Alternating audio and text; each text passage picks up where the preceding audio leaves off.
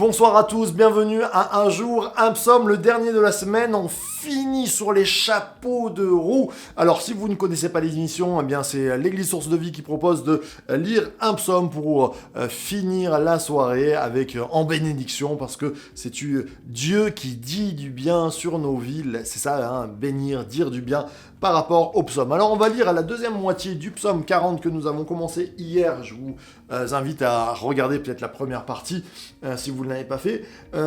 Et on va commencer à partir du verset 10. Ready? Allez, on y va. J'annonce la bonne nouvelle de la justice dans la grande assemblée. Voici, je ne ferme pas mes lèvres. Éternel, tu le sais, je ne cache pas dans mon cœur ta justice. Je parle de ta fidélité, de ton salut. Je ne dissimule pas ta bienveillance et ta vérité à la grande assemblée. Toi, Éternel, tu ne me refuseras pas tes compassions. Ta bienveillance et ta vérité me garderont toujours, car des maux sans nombre m'environnent. Mes fautes me poursuivent et je ne puis en supporter la vue. Elles sont plus nombreuses que les cheveux de ma tête. Attention, s'il vous plaît, on ne rigole pas. Merci. Elles sont plus nombreuses que les cheveux de ma tête, et mon courage m'abandonne.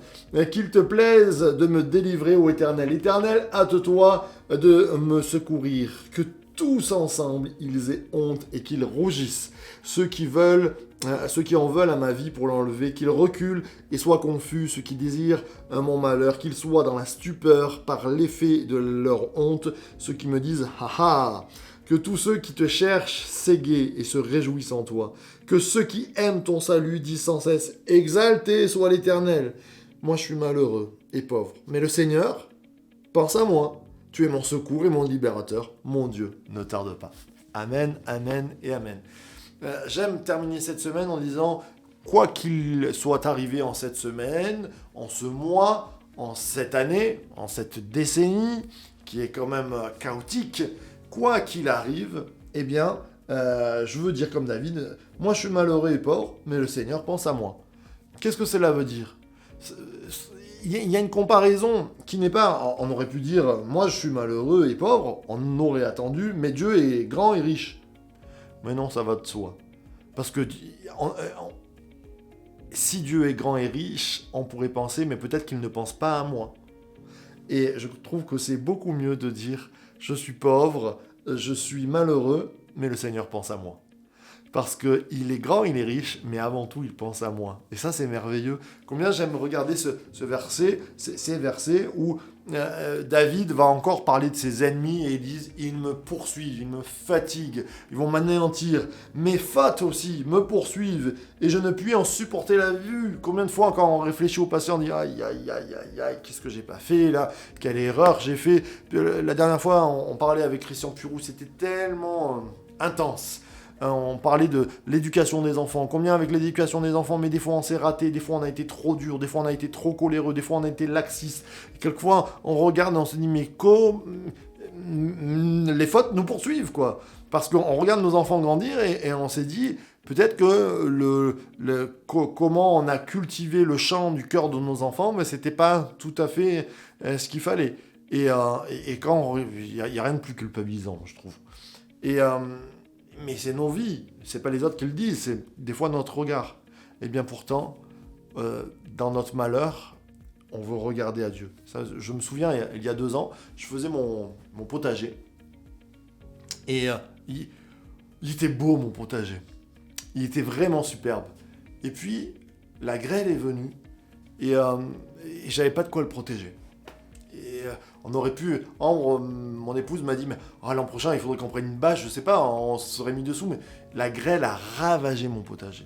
Et il n'est pas sorti grand-chose.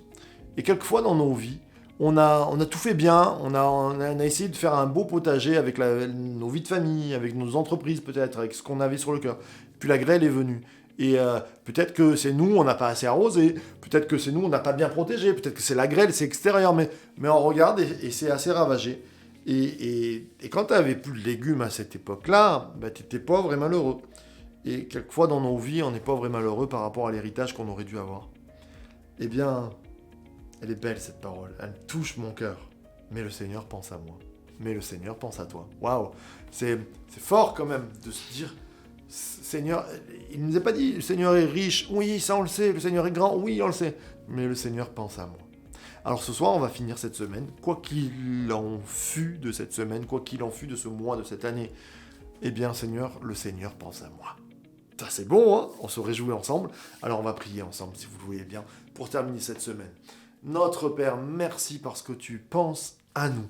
Seigneur, quand je lis ta parole, je me dis que rien n'est impossible. Et même s'il y avait des ratés dans nos vies, et ça c'est largement possible, eh bien tu penses à nous, avec ta grandeur, avec ta bonté, avec ta consolation. Je te prie, Saint-Esprit, de venir consoler nos vies de nos erreurs, de ce qui ne va pas, et que nous soyons encouragés par ta présence. Il y avait ce vieux cantique, Seigneur, qui disait « À ta lumière, tout pâlit, Seigneur, et que nos fautes pâlissent, et que nos erreurs, nous te demandons pardon pour les erreurs, mais nous voulons de ta vie, nous voulons de ta lumière. À toi, la gloire. Amen, amen et amen. Oh, comme il est bon d'être ensemble. Ce sont des vrais moments. Vous pouvez laisser des commentaires, c'est toujours bon. Moi, j'aime bien lire les commentaires. Comment vous vivez ces moments, comment vous aimez ces psaumes, si ça vous encourage.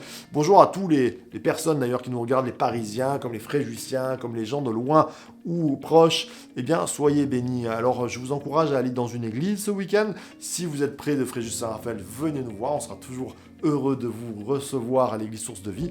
Et puis on se donne rendez-vous lundi matin à 7h pour les Jesus Coffee et les jours un psaume chaque jour que Dieu fasse. Soyez bénis, Source de Vie de Church to Be.